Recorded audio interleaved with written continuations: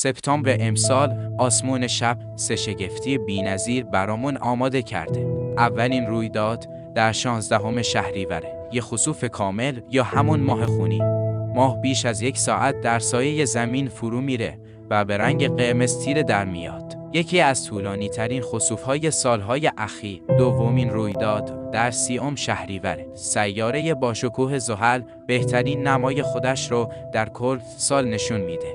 زمین درست بین خورشید و زحل قرار میگیره و باعث میشه این سیاره حلقه‌دار درخشانتر و بزرگتر از همیشه دیده بشه. و سومین رویداد باز هم در همون روز، نیم کره کره جنوبی شاهده خورشید گرفتگی جزئی خواهد بود، جایی که انگار مایع گاز بزرگ از خورشید میگیره، از ماه خونی تا درخشش زحل و خورشید گرفتگی جزئی. سپتامبر 2025 ماهیه که ارزش داره سرت رو بالا بگیری و قبل تماشای شگفتی‌های آسمون بشی.